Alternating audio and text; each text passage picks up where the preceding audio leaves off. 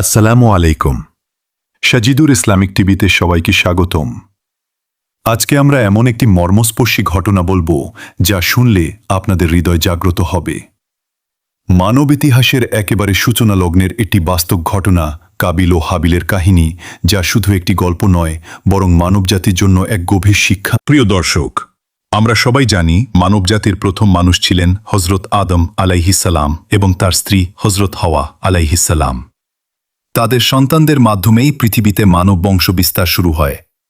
তাদের সন্তানদের মধ্যেই ছিলেন দুই ভাই হাবিল ও কাবিল। হাবিল ছিলেন অত্যন্ত নম্র, আল্লাহভীরু এবং সৎ চরিত্রের অধিকারী। অন্যদিকে কাবিল ছিলেন কিছুটা কঠোর, অহংকারী এবং দুনিয়ামুখী প্রবণতার মানুষ। এই দুই ভাইয়ের চরিত্রের পার্থক্যই পরবর্তীতে এক ভয়াবহ ঘটনার দিকে নিয়ে যায়। একসময় আল্লাহ তাআলা তাদের পরীক্ষা নেওয়ার জন্য নির্দেশ দিলেন, তোমরা উভয়ে আল্লাহর উদ্দেশ্যে কুরবানি করো। যার কুরবানি কবুল হবে সেই আল্লাহর কাছে অধিক প্রিয়। হাবিল ছিলেন একজন রাখাল। তিনি তার পাল থেকে সবচেয়ে ভালো স্বাস্থ্যবান একটি পশু আল্লাহর পথে কুরবানি হিসেবে পেশ করলেন। অন্যদিকে কাবিল ছিলেন কৃষক। তিনি তার ফসল থেকে সবচেয়ে খারাপ নিম্নমানের অংশটি কুরবানি হিসেবে দিলেন। দর্শক, এখানেই আমরা একটি বড় শিক্ষা পাই। আল্লাহর পথে কিছু দিতে হলে তা সর্বোত্তম হওয়া উচিত। শুধু বাহ্যিক কাজ নয়, অন্তরের নিয়তি মূল বিষয়। এরপর কি ঘটল? এরপর যা ঘটল, আল্লাহ তাআলা হাবিলের কুরবানি কবুল করলেন এবং কাবিলের কুরবানি প্রত্যাখ্যান করলেন। এই বিষয়টি কাবিলের মনে প্রচণ্ড হিংসা ও ক্রোধ সৃষ্টি করল। সে তার ভাইকে বলল, আমি অবশ্যই তোমাকে হত্যা করব। হাবিল অত্যন্ত শান্তভাবে উত্তর দিলেন, আল্লাহ তো কেবল মুত্তাকিদের কুরবানি কবুল করেন। যদি তুমি আমাকে হত্যা করার জন্য হাত বাড়াও, আমি তোমাকে হত্যা করার জন্য হাত বাড়াবো না। আমি আল্লাহকে ভয় করি। দর্শক, এই কথাগুলো শুধু ইতিহাস নয়, এগুলো ধৈর্য, তাকওয়া এবং আত্মসংযমের এক অনন্য উদাহরণ। কিন্তু কাবিল তার অন্তরের হিংসাকে নিয়ন্ত্রণ করতে পারল না। শয়তানের কুমন্ত্রণায় সে অন্ধ হয়ে গেল। অবশেষে সে তার ভাই হাবিলকে হত্যা করল। এটাই ছিল মানব ইতিহাসের প্রথম হত্যাকাণ্ড। কল্পনা করুন, এক ভাই নিজের ভাইকে হত্যা করছে। পৃথিবীতে তখনও সভ্যতা গড়ে ওঠেনি, আইন ছিল না, বিচার ব্যবস্থা ছিল না, কিন্তু আল্লাহর বিচার ছিল। হত্যার পর কাবিল ভীষণভাবে বিপাকে পড়ে গেল। সে বুঝতে পারছিল না মৃতদেহ কিভাবে লুকাবে বা কি করবে।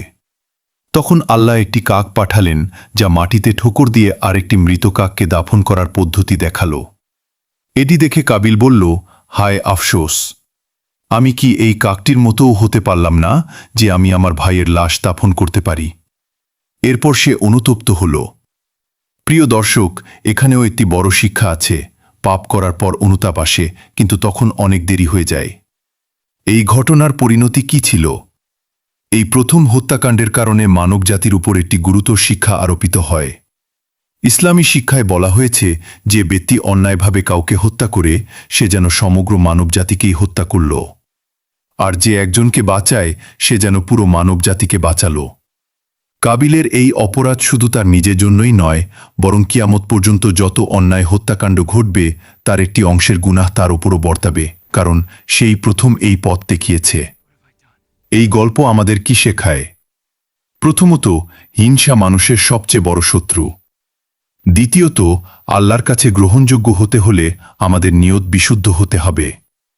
তৃতীয়ত, রাগ ও ক্রোধ নিয়ন্ত্রণ না করলে তা ভয়াবহ পরিণতি ডেকে আনে।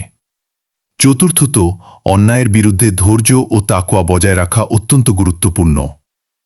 প্রিয় ভাই ও বোনেরা, আমরা আজকের সমাজে তাকালে দেখতে পাই হিংসা, প্রতিহিংসা, ক্রোধ সবকিছুই আমাদের চারপাশে ছড়িয়ে পড়েছে। এই কাহিনী শুধু অতীত নয়, বরং আমাদের বর্তমানের জন্য একটি সতর্কবার্তা।